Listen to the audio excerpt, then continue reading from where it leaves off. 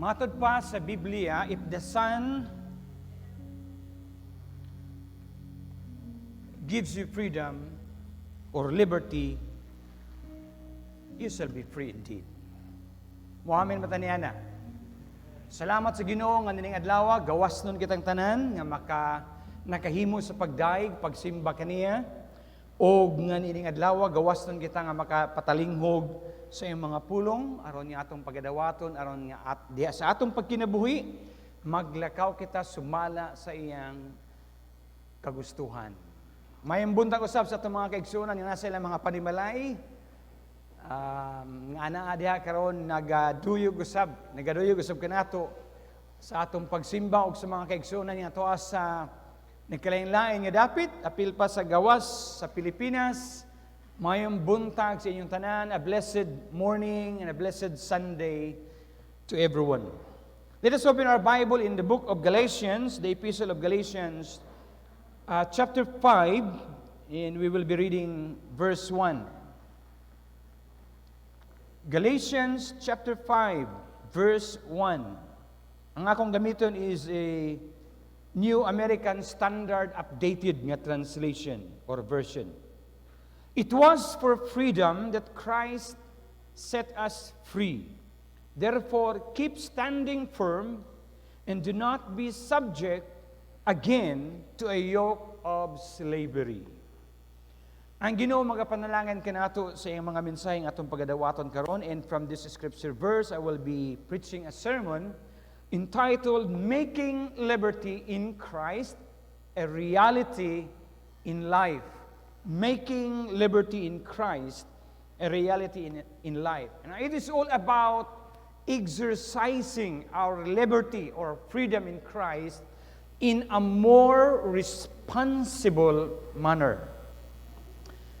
Si Apostle Paul sa iyang pagsulat nining epistle, iyang gipahayag nga ang tanan nga mituo og midawat kang Jesus nga ilang Ginoo og manluluwas, nakabaton sila kagawasan. Ang balaan nga kasulatan nagpahayag nga diha kang Kristo o pinaagi sa atong pagtuo di ang Kristo, kita nahatagan og kagawasan. Christ Jesus liberates us from the guilt of sin, from the penalty of sin, from the power of sin, and from the shame of sin, even from an accusing conscience. So ang tao nga anay Kristo sa iyang kasing-kasing o sa iyang kinabuhi, gawas na siya. Free to serve God and to become more like Jesus Christ. Dili ba ta malipay niya? Nga sa dayang ato nang nadawat si Jesus nga Ginoo ug manluluwas, gawas to na kita. Ato na kita agawasan gikan sa gahom sa sala o ni atong mga butang akong gisgutan. Apan ang pangutana mga igsoon ko di ang Kristo. Are we also free to disobey God and become self-centered? Are we free to sin again as an expression of our new life in Christ? Ang kagawasan ba nga atong nadawat gikan kang Ginoong Hesukristo, nag-apil ba sa kagawasan nga makabuhat na ta sa bisan unsa apil ang pagpakasala pag-usab? Absolutely not. In fact, the idea is absurd. Tungod kay kana nga panghuna-huna, nag-assume nga ang dautan pwede rin mahimong maayo, makonsider nga maayo, o ang wrong can be right.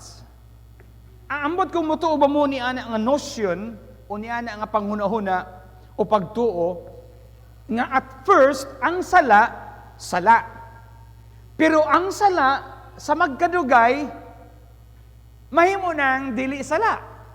Mahimo na kini siya nga acceptable o justified. Maunay notion, maunay panghunahon na o pagsabot sa uban.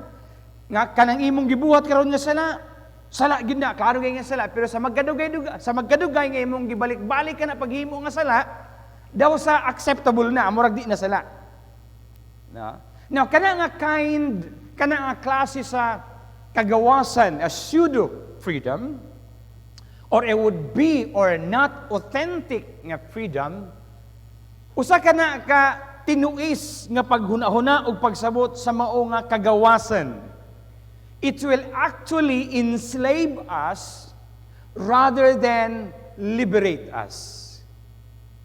Kana nga klase nga panguna-una, a pseudo-freedom, no? Nga kagawasan nga pwede natang makahibo sa unsay gusto natong buhaton. Ngani mato pa ni John Stott, usa ka theologian and author, in his book entitled Only One Way, he said, "Indeed, such liberty and unbridled license is not true liberty at all. It is another and more dreadful form of bondage, as slavery to the desires of our fallen nature." And then he continued sa iyang libro, nag-ingon siya, "There are many such slaves in our society today. They proclaim their freedom with a loud voice. They speak of free love and a free life, but in reality, they are slaves to their own appetites, to which they give free restraint, simply because they cannot control them." So doon ay mga tao sa atong panahon karon nga very liberated ang panghunahuna sa pag-practice sa freedom nga nahimo na kini nilang lisensya sa pagbuhat sa pagpatuyang. True liberty, or the biblical liberty into which believers are called into, is not a liberty that leads to license. Sumala sa unsay gisulti sa mga opponents ni Apostle Paul, gicharge nila kang Apostle Paul, but rather a liberty that leads to mature responsibility and holiness before God through the power of the indwelling Spirit nga nagpuyo sa atong mga kinabuhi. Kana mao'y tinuod nga kagawasan. Ang tinuod nga kagawasan, nagisgot kini sa kagawasan sa pagbuhat sa unsay makapahamuot sa Dios, muhatod ka nato into a more mature, responsible nga mga tao nga naglakaw sa pagkabalaan, naglakaw sa pagkamatarong ug pagka-Dios nun. And so, this morning, I will be sharing two major concerns from this scripture verse atong gibasa, Galatians chapter 5 verse 1. Duha ka major concern nga angay natong masabtan. One, the limitations on our freedom. Two, the guidelines for our balance. Now, not knowing these two major concerns will likely be resulting to a reckless and abusive practice of freedom.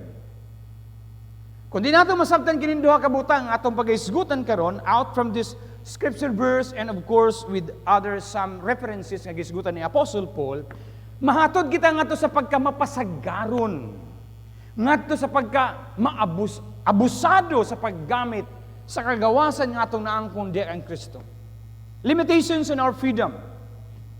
Kung muadto ka sa free public park or freedom park or Rizal Park, kanang mga pampubliko nga park nga atong ginasuruyan. Kung musulod kag muadto ka sa mga free public park, aduna kay mamatigdan nga mga placard or signboard nga nagayon, "Don't walk on the grass.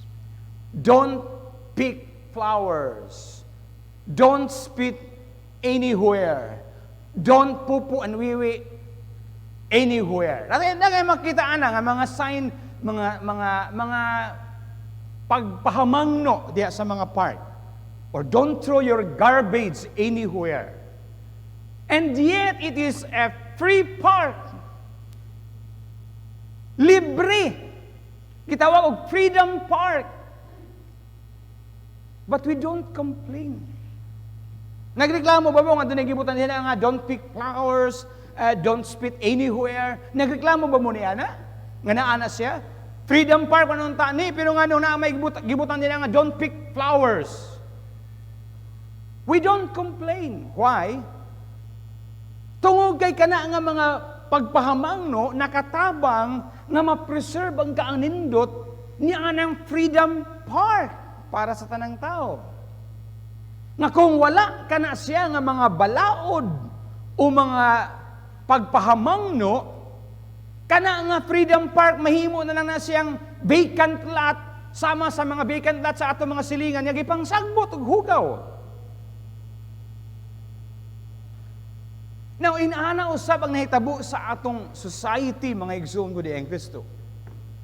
If we revolt against God and against His law, against His order, natural lang mahitabo sa mga tao, nga mga lumulupyo, kanato, ang mahitabo kanato, mahimo na kita mga reckless nga mga tao, abusive nga mga tao, mapasagaron, abusado,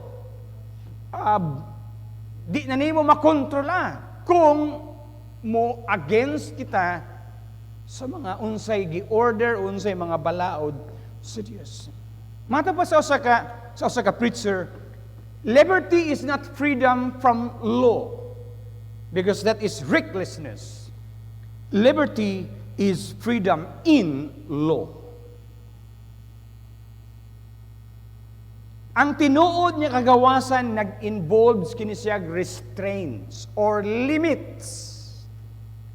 Restraints or limits that will help us but not hinder us in our spiritual growth and services.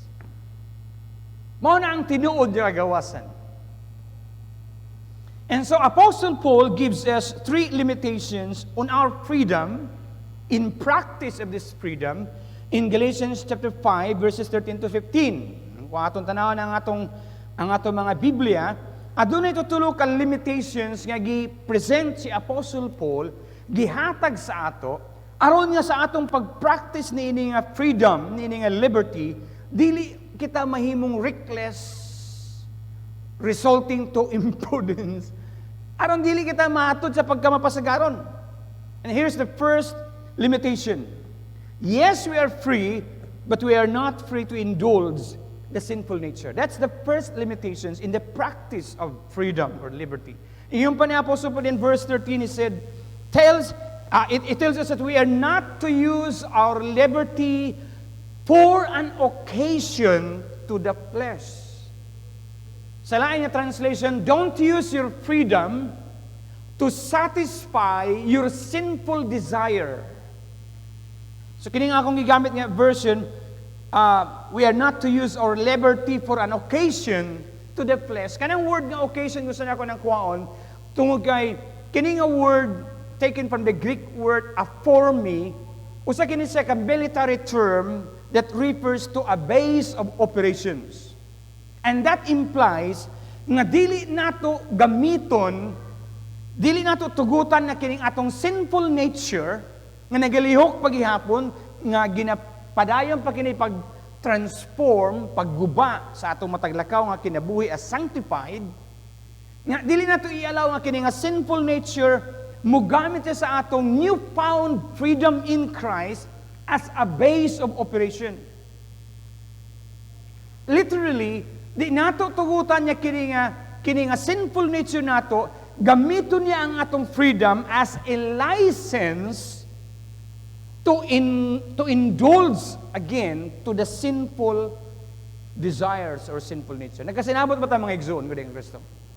So di nato tugutan niya kini nga sinful nature nga naglihok gyapon sa itong kinabuhi sa pagkatinuod na pa magid gyapon. Di ba naay panahon yung naay mulihok nga unudnon sa imong kaugalingon? Kinsa may wala na mo sinatin ni ana. Basig espiritu na mo. Naagyapon na siya, galihok gyapon na siya, ug mao kana ang kadaadlaw ang ginatrabaho sa atong sanctification process. Nga sa diha nag-submit kita sa itong kaugalingon sa Holy Spirit, ang Holy Spirit nagtabang ka nato daily, on a daily basis, pag-sanctify ka nato by the reading of His Word and by submitting ourselves to God, aron nga hinay-hinay mahilis ka na ang mga sinful desires. Pero samtang naglihok pa ka na sa itong kinabuhi, di nato hatagan og kahigayunan. Never ever allow your sinful desire to use the freedom that we have in Christ as a license to indulge again the sinful nature. Nganong dili nato dapat tugutan ka na, nganong dili nato tugutan ialaw pa kining ato mga tawhanong kagustuhan ug kaulag. Tungkay ka na siya nga sinful nature, gilansang na nga to sa cross. You can read that in Colossians chapter 2, verses 13 and 15. Or 13 to 15. Wala dito sa slide, pero nasa imong Bible. Gipahayag diha nga our sinful nature was already nailed to the cross when Christ died to pay our sins. Mo amin mataniana. And so Apostle Paul in Galatians 5:24, he said, those who belong to Jesus, he reminds us, those who belong to Jesus Christ have crucified the sinful nature with its passions and desires.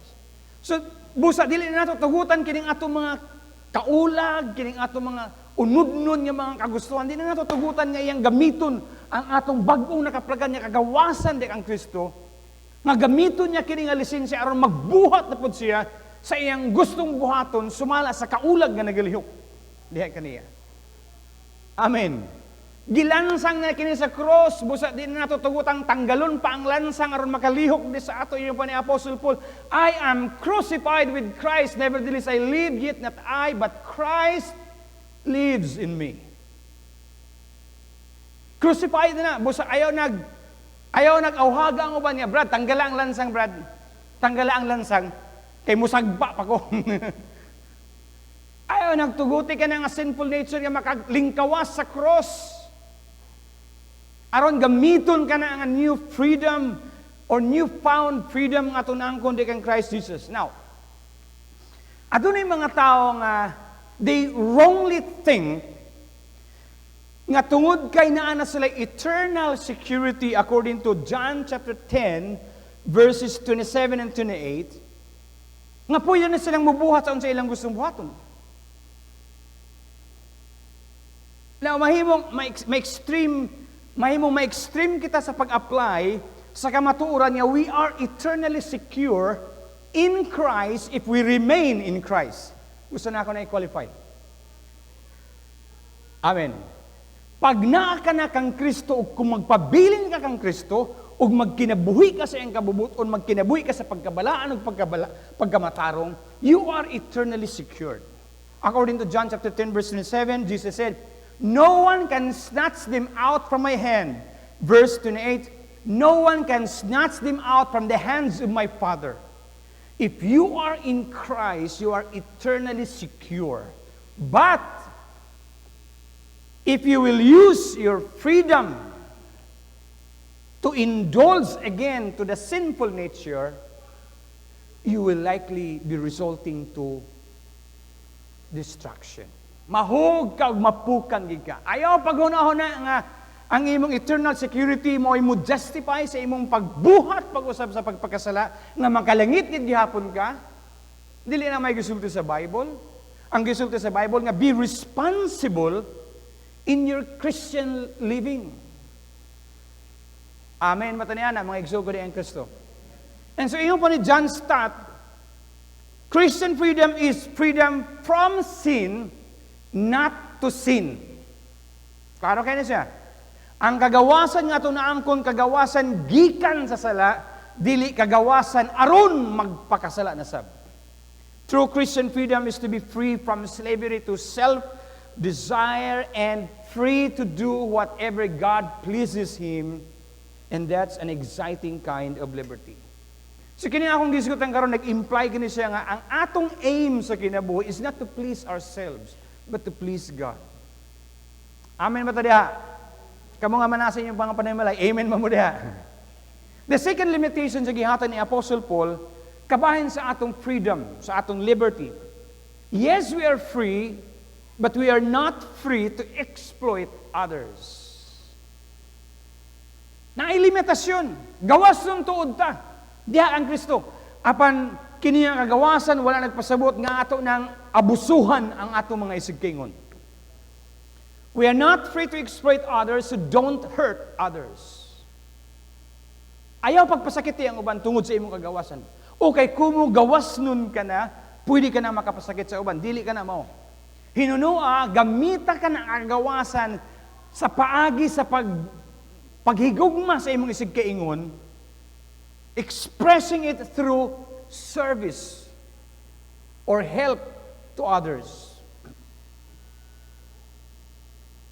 Nga kung ang atong kagawasan atong gamiton tempered by love, gigamitan kini controlled or gilimit kini sa gugma nan mo kini ang muhatod kanato sa dili pagpanuko nga mo set aside sa atong mga personal ambitions aron nga mahimo kitang even more than willing nga mo express sa atong kagawasan pinagi sa pagtabang sa atong mga isig kaingon.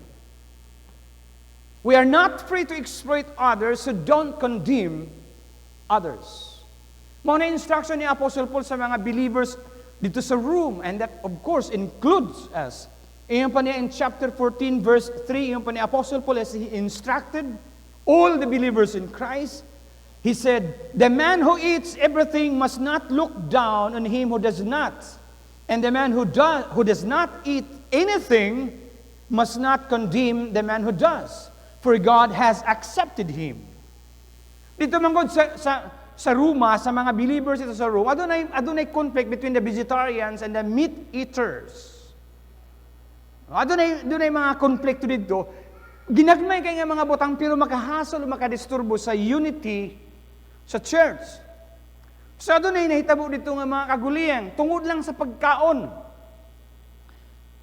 Ang uban nga mga inyo nato vegetarians daw sa muatem sila sa pag-condemn sa mga meat eaters. Para sa ato, gusto mo kaon og mga litson baboy, o niya sa mga vegetarians, bawal sa ilang kaon sa baboy, ang pagkaon sa mga pating nga mga pagkaon. So usahay, mo condemn sila sa mga meat eaters, at the same time, ang kinisab ng mga meat eaters, mo condemn sa mga vegetarians. So doon ay konflikto nga nitabo. Adunay mga panagbangi ni mga botanga. Busa miyon si Apostle Paul, you are not free to exploit others by condemning them sa unsay ilang mga ginakaon. Because God accepts both the strong and the weak. So mga igsoon ko diyan, kasi dili na to himong issue, big issue, ang mga pagkaon, yang itong kaonon. Hallelujah. Adunay mga kasaanan mo kaon og dinuguan. Ako mismo makakita og saksi og mimsag kalami. Pero ako di ko kakaya mo kaon og dinuguan. Tuon ako sa guana, pero karon dili na. Nga naman, pastor? Mag-istorya ta dito sa gawasan niya. Bitaw naman ko po verses nga din na ipakaon ng dugo, di ba? Katong mga dugo nga kuan. Kaya ang dugo simbolo sa kinabuhi. Pero mga gagmay na nga mga isyu nga dili unta nato tugutan nga makapabuak sa harmonia sa mga igsuon o sa church nga tinuod gawas nun kita, but we are not free to exploit others, and so we don't need to condemn others. We are not free to exploit others, so don't cause others to stumble. Mao man ni si Apostle Paul gi-caution niya, gipamangnuan niya ang mga Kristohanon again dito sa room. And that, of course, includes us. Iyon pa ni Apostle Paul in verse 13, Romans chapter 14, verse 13, he said, "Let us stop passing judgment on one another. Instead, make up your mind not to put any stumbling block or obstacle in your brother's way." Again, ang second limitation ni Apostle Paul, we are not free to exploit others. So therefore, don't cause others to stumble. So ayaw tuguti nga ang imong kagawasan karon nga naangkon sa diyang imo kining exercise nga makapangdol sa uban. Siguro example. Kini mga ginagmay nga mga butang. Pagtan-aw sini ngadto sa sinihan. Lain-lain ang atong haro ana. Ang uban sa ato westernized na. Pero ang uban, mga Filipino pa, conservatives, always remember, kung mutanaw ka og salida, dito sa sinihan, may problema, ana. May giyon sa Bible nga sala, na. Nabay giyon sa Bible nga sala, mo ato sa sinihan, mutanaw. Ang uban manggani, dito na himog worship service, simbahan. Diba? Pwede ko mutanaw, mo ato sa sinihan, mutanaw ko, bisag unya, gusto mo. Pwede ko mutanaw dito. Nabay giyon sa Bible nga sala. Ang akong tanaw yung salida dito, of course, healthy man niya ko, maayo man yung salida. The Ten Commandments man. Karon sa akong man niyo. Ang akong tanaw ng salida dito sa sinihan, 10 Commandments. Pero para sa mga may kagawasan ko niya nga mabuhat niya na. Ang question is it cultural? Is it biblical? Is it worldly practice? Now, kung i-exercise na ako na niya, mapangdol ra daay ka, di na lang kumadto. Ano ibot ako ipasabot? Don't cause others to stumble. Kung ang akong pagbuhat niya kagawasan, makapangdol man sa uban, di na ako nabuhaton. For the sake nga ang uban, dili mapangdol sa ako. Because Christian freedom treats people as persons to be served and loved, never as things to be used and abused. Or, makaholt ka na sa ilang pag-grow. Kung ang akong pag-inom o gamayng bino kay sakit kayo ang akong kuto-kuto, is it biblical or cultural? Niya man si Apostle Paul, inom og jutayng bino para sa kuto-kuto. Sakit ba ng akong kuto-kuto? Sumuinom ko og bino. Apan kung ganing pag-inom nako naa ka napangdol ka, di na lang ko muinom, antuson ko na lang kasakit sa akong kuto-kuto. Or muliko ko, mutago ko, muinom para sa kuto-kuto. Dili para paghubog-hubog. Maglarahay lang ta. Hinaot na sabtin ko ninyo. Don't cause others to stumble in the practice of your freedom. Kung makapangdol naman lang, ayaw buhata. Dagay mga issues man, no? Siguro tungod sa mga kultura o tungod sa mga practices sa kalibutan like using the arios, mga lalaki, mag-arios dinhi, di ba? Diri pagid ang uban ang dila butangan. No? Namay mga inana.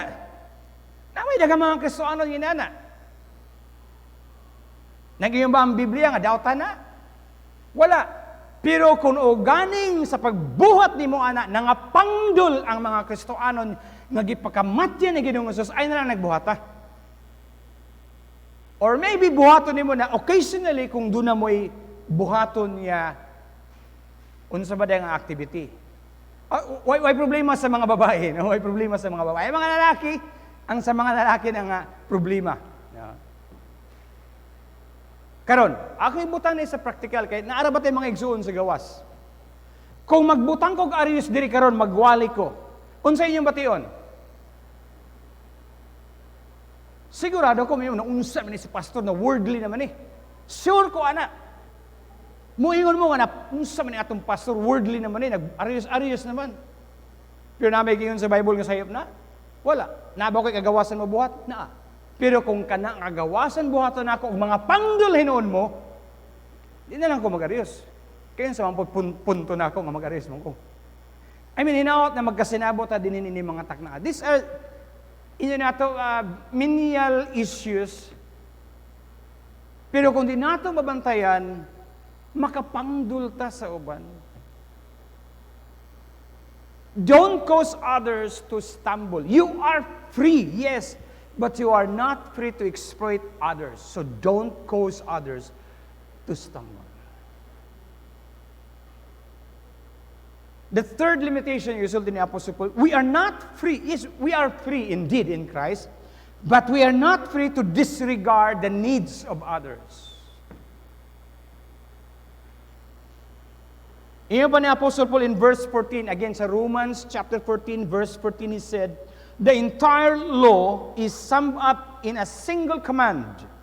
love your neighbor as yourself. And that includes, of course, sa pagtanaw sa needs sa atong mga isig kakristoanan.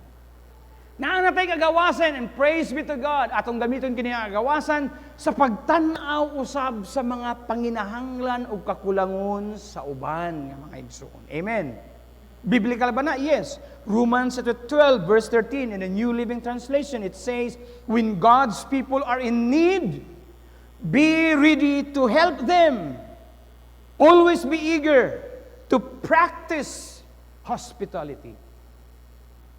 So kanang atong kagawasan, i-enjoy ta na siya o gamiton ta na nga kagawasan nga makatabang ta sa mga panginahanglan sa uban.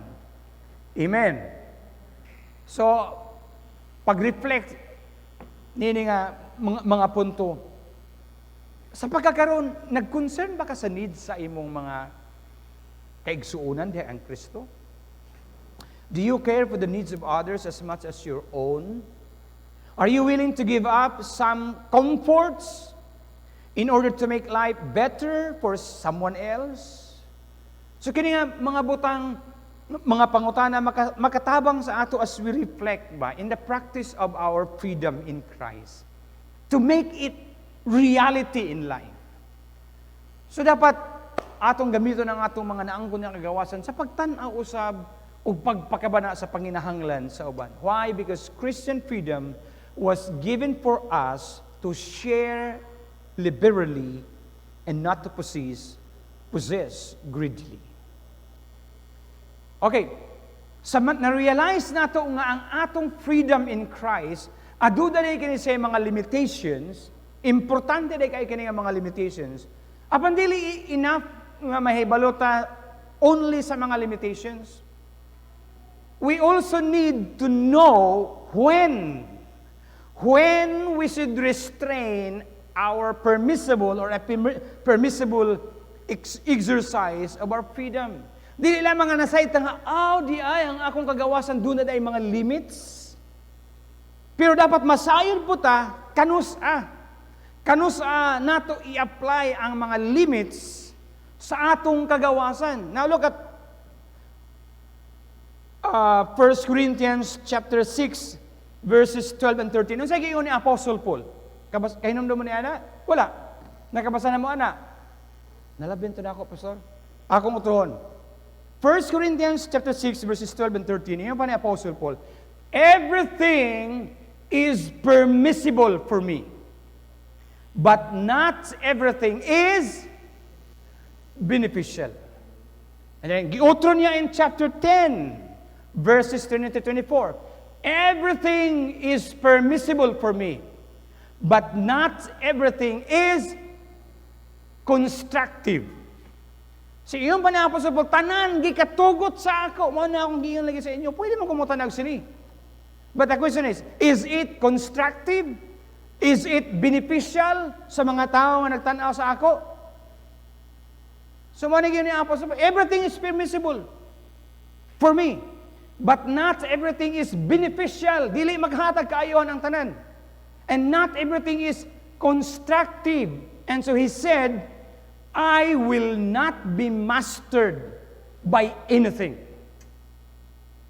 So in the practice of freedom, mga igsoon, kinahanglan tag balansi. Ingon bitaw sa Apostle Paul nga, nobody should seek his own good, but the good of others. Naangay na ito masabtan niya, dili pareha ang ato maturity. Agree or disagree? Kamu nga nasa inyong mga balay. Not all Christians are equally mature in faith. The level of our understanding, the level of our faith, the level of our maturity, dili pareha. Maunay realidad sa atong Kristoano niya kinabuhi. Adunay uban nga makaya nila ang laing-laing activities, lain-laing kalihukan, makaya nila even wala kini siya klaro nga guidelines sa scripture, pero kaya nilang daduon ka na nga dili sila mapangdulan. Pero para sa uban, struggle para sa ila na. Take for example,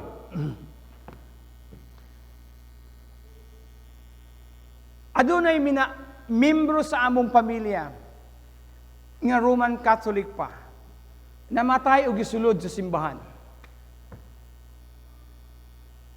Suod nako, igagaw nako. Bawal ba sa ako ang musulod sa ilang simbahan? Kay misulod ko sa simbahan sa Roman Catholic? Bawal ba? Dili. Pag muadto ko dito, nakasala ba ko? Wala man ko musimba. Ni-join ako dito kay ang akong simpatiyan na kay labi na namatyan mi. Ngali ba? Kaya na ako na dadun sa akong kaugalingon.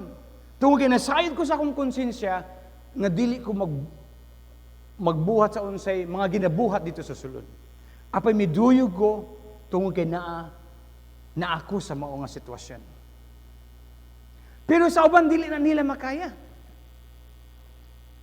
Adunay mga kasuanon niya dili sila mosulod didto.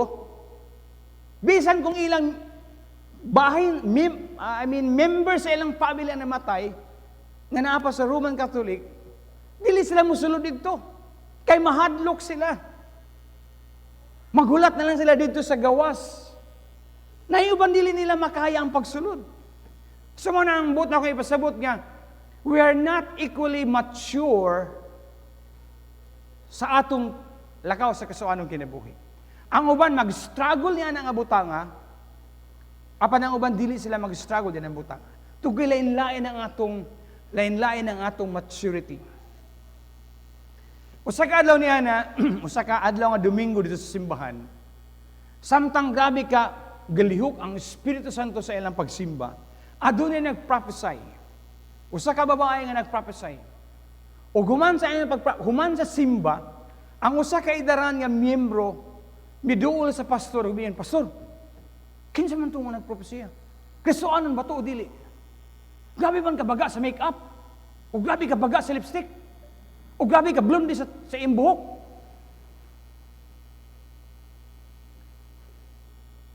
Kinsa man sa inyo dinhi ang makasulti nga ang gamito nato pagsulay, pagtest sa usa ka tawo kung Kristoanon o dili, pinagi sa pagtanaw sa make-up. Kinsa makasulti sa inyo dinhi nga mao na ibasihan? Dili nato mahimong basihan ang make-up o ang lipstick kung Kristoanon ba siya o dili. Amen. Dili na ako makita kung nag-lipstick ba mo o wala ka nag-face mask man mo. I mean, dili nato tan-awon ang usa ka tao sa ingon niya nga pamaagi. So, ang butang ipasabot nga, ang uban, dili kay sa ila problema na, even without a clear guidelines in scriptures, pero ang uban nga struggle, the fact that we are not equally spiritually mature.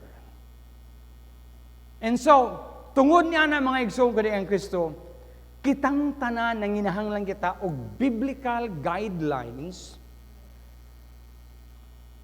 for our balance. Para makabalance kita. Para matabangan kita sa paghimog decision in the practice of our freedom. We actually needed that biblical guidelines. And so in chapter 14, si Apostle Paul naghatag sa ato og pipila ka mga guidelines in this regard.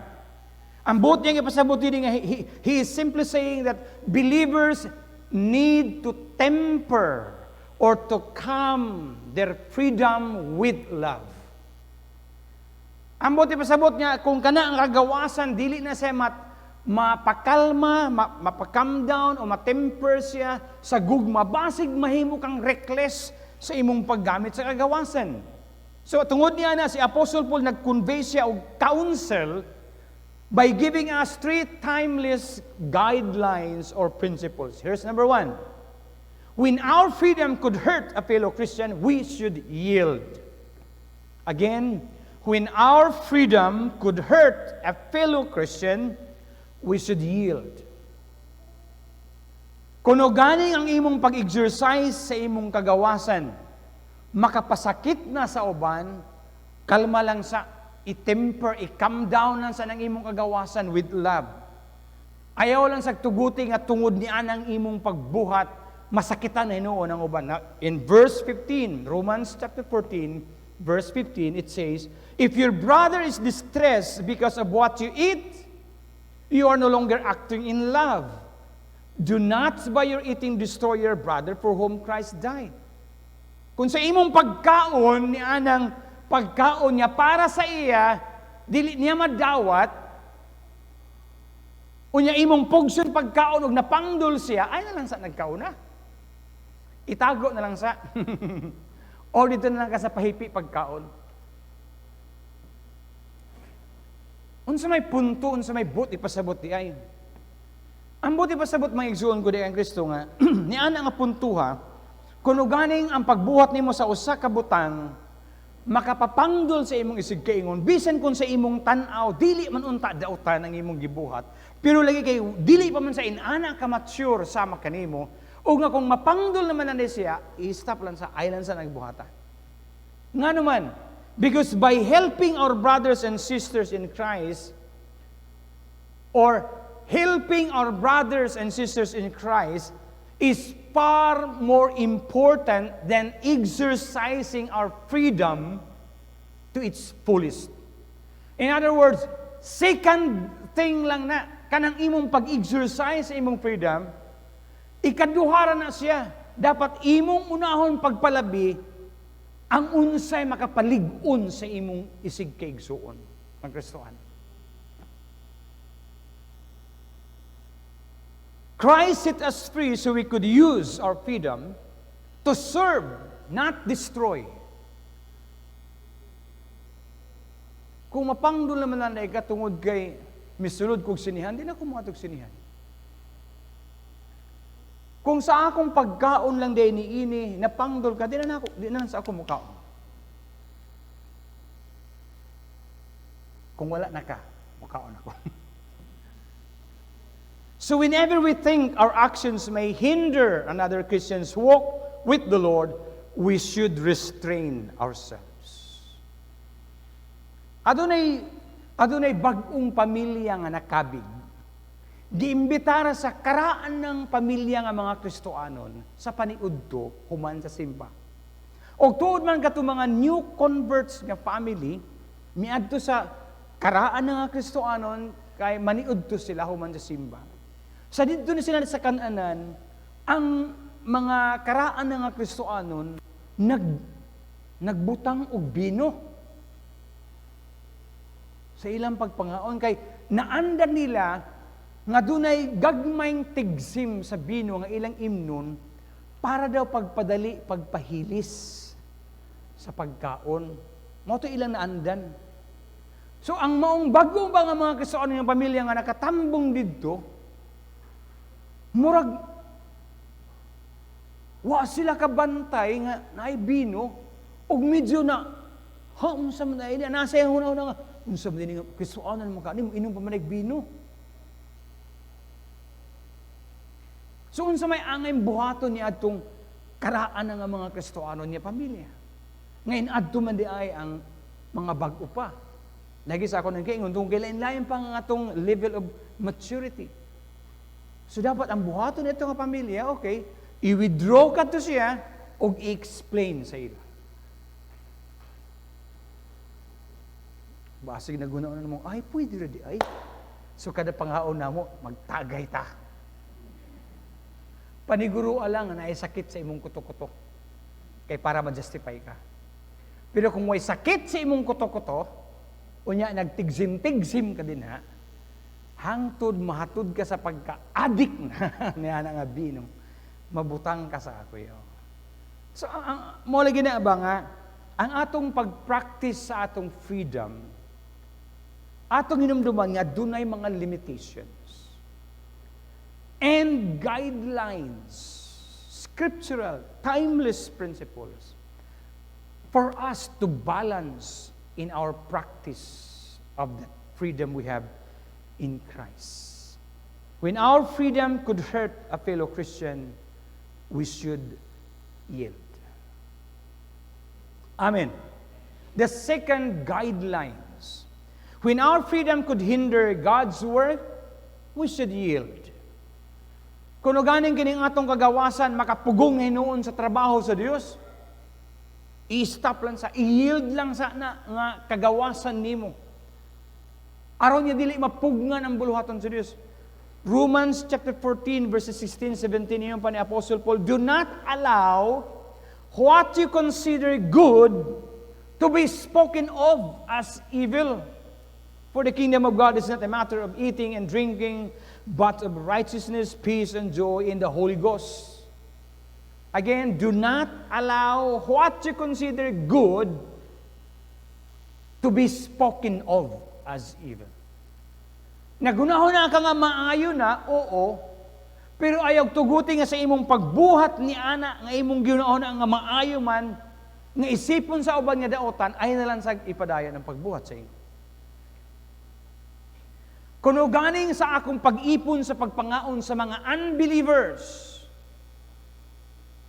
makapangdol sa uban, di na lang sa akong muipon sa pagkaon sa ila. Mu-withdraw na lang sa ako palayo. Or either akong pahibaluon siya o pasabton sa maong okasyon. Para mabalansi. Wala man po nagpasabot nga, di na lang neta mo ipon sa mga unbelievers sa pagpangaon. Wala man po na yun ang Bible. In fact, mahimo nato ka na siya nga occasion nga makashare ta sa word. Lamang, di mo apilan pagtigzim nga tigzim po sila. Tagay Brad, tagay po ta pre.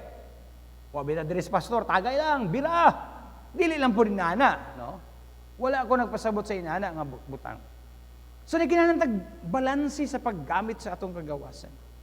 Now, kung sa imong pagbuhat sa imong kagawasan, napugngan ang buluhaton sa Ginoo, ihunong lang sa na. Take for example, ang Ginoo nagpadayag sa imo nga kanang tawhana, dunay tuyo ang Diyos, dunay plano ang Diyos inang tawhana, o dapat makabig, mahatod ka na sa stiilan sa Ginoo. Walihi. O tuod man imong giwalihan, pero ang imong paagis sa pagwali, dynamite fishing, napangdol na inoon siya, wala nun sila makaduol sa Ginoo. Napugngan nimo ang trabaho sa Ginoo para sa anang tao, kay imong gigamitan og dynamite fishing. Imong gibirabirahan sa siyang sana. Ahamay maayo sa imo. Maghinulsol ka o dili. Kung magdili ka maghinulsol, patay ka. Ahamay mo, patay ka o buhi. Ayaw pag inanaa, mapugnan ang trabaho sa Ginoo para na ng tawhana. Oo, may kagawasan ka nga musulti ni ana, pero ibutang sa insaktong panahon. Ayaw paggamita ang maong kagawasan ni mo pagwali sa paagi nga mapugnan ang trabaho sa Ginoo ni ana ang tawhana. At so mangutan ako sa inyo karon, di na, apil mo nga na sa inyong balay. Are you using your freedom so that it hinders God's work? Or are you using your freedom to advance God's kingdom? So paniguruan nga ang imong pag-practice sa freedom, sa liberty in Christ, kinahanglan balanse. Aron niya kana nga freedom mahimong reality sa imong kinabuhi ug maghatag ka nagkaayuhan sa uban. The third guidelines ang gihatag ni Apostle Paul, when our freedom creates unrest in our consciences, we should yield. Kung ang atong kagawasan sa pag-practice na ito niini, naghatag kahasol sa atong unahon o kasing-kasing na ay uneasiness, unrest sa imong kaugalingon samtang nagbuhat ka niya na ang ta okay man, na yield lang sa, ayaw lang sa pagbuhat at hangtod nga mo resolve ka sa unsay isulti sa Ginoo sa imong kasing-kasing. Now, doon na ba'y verses nga itong makita niya na, of course, in Romans chapter 14, verses 22 to 23, iyon pa ni Apostle Paul, so whatever you believe about these things, keep between yourself and God. Doon ay imong gitanaw sa kasitwasyon o sa kabutang o angin imong buhaton. Pero medyo muraog alanganin ka, so aylan sa nag-ibutya gato sa uban, kamulan sa Ginoo magsabot ana. Whatever you believe about these things, keep between yourself and God. Blessed is the man who does not condemn himself by what he approves. But the man who has doubts is condemned if he eats, because his eating is not from faith. And everything that does not come from faith is sin. Kana bang may sitwasyon bitaw nga, nikaon ka, adunay okasyon niya mong giapilan, wala ka kahibaloon sa ang okasyon, miipon ka sa pagpangaon sa ila, kaya naigidalit, o nikaon ka. Ugo niya, nadunggan ni mo, ug misulti nga, kadto di ay nga okasyon, piyesta. Ug samtang nagkaon ka, nahasol ang imong kaugalingon, ha? Pista din eh. Tunglon ko babakaan eh, o dili na.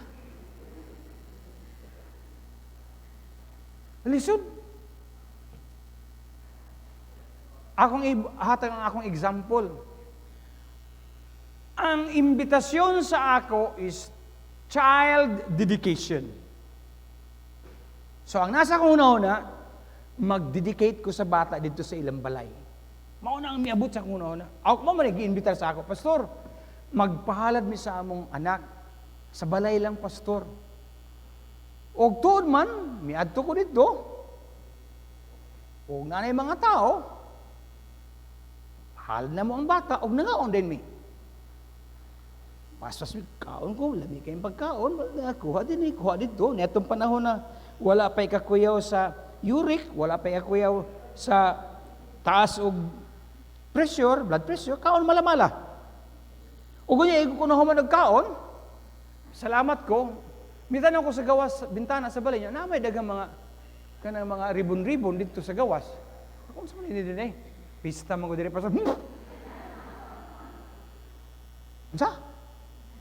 Pista man po dito sa mga pastor. Oh, ba? Naku, Lord. Pista man dito. Pero human ako ni kaon. Pero ang nasa una-una itong panahon, child dedication.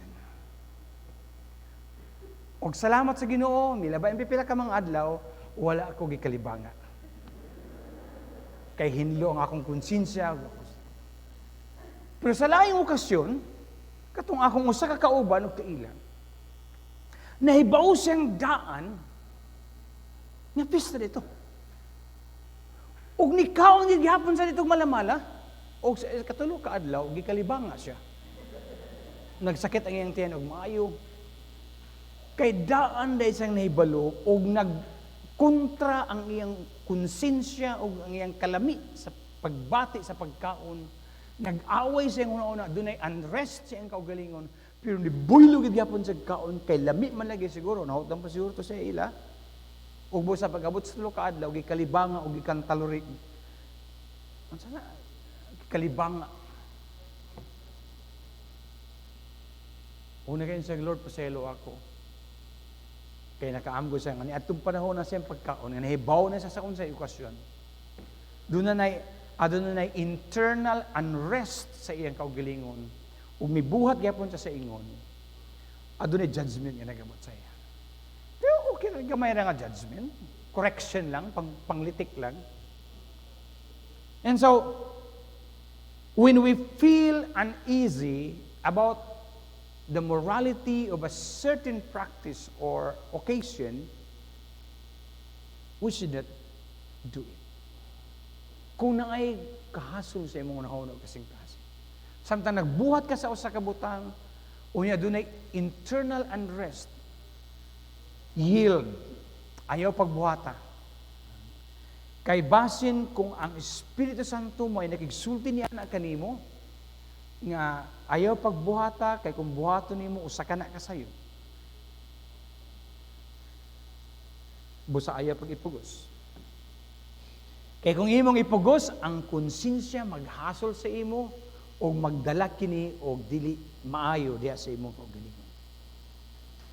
And so whatever we do without a full persuasion of its lawfulness, according to Romans chapter 14, verse 22, sala na siya. No? Literally, ang pagbuhat sa usa ka butang nga nasayod ka nga dili maayo, sala na siya. O ang pagbuhat sa usa ka butang nga dili pinasikad sa pagtuo, sala po na siya. Diba? Mao ni giyon sa Bible. ang imong gibuhat nga dili pinasikad sa pagtuo o sa kasala. So ayaw po pag-unahon nga buhaton ako ni nga insakto, buhaton ako ni bisag sayo basta gituuhan ako nga maayo ni okay ra ni kay dili na po na mo dunay internal unrest nga mahitabo sa sulod sa imong kaugalingon. So those are some of the guidelines for us to balance our practice sa kagawasan nga gihatag sa Ginoo sa atin. Making our liberty or freedom in Christ a reality diya sa atong matag-adaw nga pagpuyo. Nang ingon nga mga magtutuo diya ang Kristo, atong gi-enjoy ang kagawasan nga gihatag ni Kristo. Amen ba taniana? Na-enjoy nato ang kagawasan, ang freedom nga gihatag ni Christ sa atong mga kinabuhi. But we must not allow freedom to become a license to do what is unrighteous before God. Mao na niya akong gisulti kanina sa pasiuna pa lang, mao na niya akong gisulti. Ayaw gamita ang grasya, ayaw gamita ang kagawasan nga lisensya aron magbuhat na usab ka og mga butang nga dili insakto. If we are not careful, the desires of the flesh can wreak self-destruction sa atong kinabuhi. Galatians chapter 5 verses 13 and 15. So aron nga malikayan nato nga mahitabo ka na sa atong kinabuhi sa dang naggamit kita sa kagawasan. Aron malikayan ka na si Apostle Paul nag-ingon, walk in the Spirit. Galatians chapter 5 verse 16. Paglakaw o pagkinabuhi ka mo diha sa Espiritu. Ang pagkinabuhi sa Espiritu mo, ang pagkinabuhi nga kanunay nagbutang sa pagtuman sa unsay naa sa pulong sa Dios. We who live in freedom need also to examine our lives to see if we are bound by materialism, personal fulfillment, or religious tradition. I-examine po nato atong kaugalingon. Kaya basin ba kung daw uroy samtang atong gina-exercise ang kagawasan ng atong naangkon, pero nagamit nato kini ngadto sa pagpasagad nga nahimo na kitang mga materialist or gigamit na atong kagawasan diya na para na lang sa atong mga personal nga kagustuhan o kaha sa unsay naandan sa kadaghanan mga igsoon ko di ang Kristo. Kung maunay nahitabo sa imong kinabuhi, usa sa duha ka butang ang pwede nimong buhaton. Dawata si Kristo Jesus nga Ginoo manluluwas or renew your fellowship with Him if you are already a Christian or a believer in Christ. Unless we respond to God's voice, our bondage will lead us into even greater bondage. So, kini nga mensaheng atong nadungog karon to remind us nga gawas no na ta diha ang Kristo. Free na ta from the law of sin and death. Free na ta from the penalty of sin, from the power of sin, from the shame of sin, from the works of the enemy. We are already free to serve God. But let us use our freedom, our liberty, in a more responsible manner. Atong hinumduman kanunay, adunay limitations, adunay restraints ang freedom. Apan nasayod ta when nga atong igamit or i-apply ang maong kagawasan nato. Og pinagi sa tabang sa pipila ka mga guidelines nga atong gisgutan, atong ma-maintain ang kagawasan from glory to glory to glory. O ang Ginoo mapataas o ang mga katawan mahatud usab sa tiilan sa Ginoo sa makita nila ang kagawasan nga ana sa imong kinabuhi. Muamin mo taniana mga igsoon ko ni ang Kristo. Kung wala pa nimo gidawat si Jesus nga Ginoo ug manluluwas, mituo ka kan Jesus Christ as Lord and Savior nga nag-liberate sa ato gikan ni anang gahom o pwersa sa sala. Pero kung wala pa nimo gidawat ang imong gituuhan nga si Jesucristo, mahimong nagpabilin ka pa diha sa pagka ginapusan. Ang akong ika-advise, dawata si Jesus nga imong gituuhan as Lord and Savior. Ug ang imong buhaton lamang simple lang nga pag-ampo. Imong makita sa screen, diya sa imong monitor, sa imong TV or sa imong cellphone. Ang simpleng pag-ampo nga mulid, muhatod kanimo sa pagdawat kang Jesus as Lord and Savior. Pwede nimong himuon kini nga pag-ampo sa imong personal nga pag-ampo. Pwede nimong i-screenshot ka na sa imong cellphone. Ug buhaton nimo kana nga prayer in a more personal way. Sama nga mo yung ka, Lord Jesus, I know I am a sinner. I believe in my heart you are the Son of God who died on the cross for my sins and that you will raise from the dead. Thank you for paying the price for my sins and giving me freedom. Forgive me and make me a new person. Cleanse me of my sins with your blood and wash me in the water of your word and come into my heart. I commit my life to you today and I receive you as my Lord and my Savior. Amen. Kung buhaton mo na nga pag-ampo sa imong personal nga panahon, si Jesus Christ, pinagi sa iyong Espiritu mo, sulod sa imong kinabuhi, ug iyang ipasinati kanimo ang realidad sa mao nga kagawasan nga iyang gi-offer sa matag usa nga modawat kaniya as Lord and Savior. Ug sa tanan niya mga midawat na kan Jesus Christ as Lord and Savior, sa tanan niya sa congregation, pwede na akong hangyon sa pagpanindog. Ug kamo nga naa sa inyong mga panimalay, sa tanan nga nagatan-aw o nagapatalinghog din nga mensahe nga atong gipatalinghogan karon, allow me also to pray, even declaring by faith in the name of Jesus about the freedom that we have in Christ.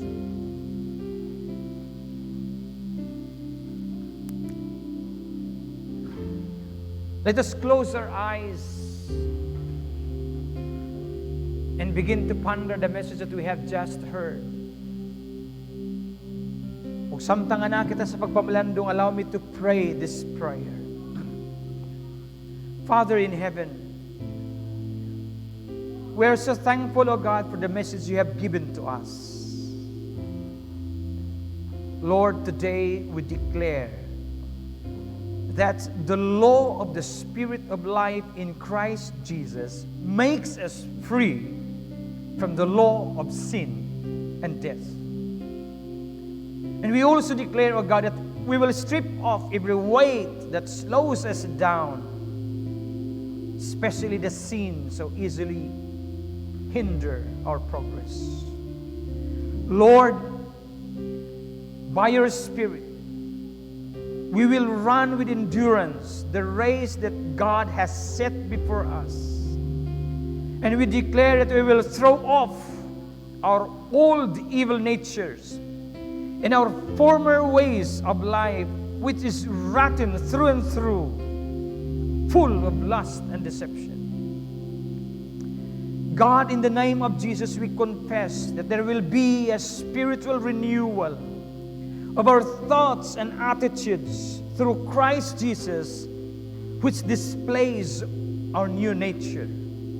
We choose, O Lord, to put away all falsehood and tell only to our neighbor the truth. And as we do this, we will give no place to the devil. Lord, we decree in the name of Jesus that we do not wage war as humans do, but we will use your mighty weapons, not worldly weapons, to knock down the strongholds of human reasoning and false arguments in our minds. And we destroy every proud obstacle that keeps us from knowing you, and we declare that our thoughts are held captive to the obedience of Christ.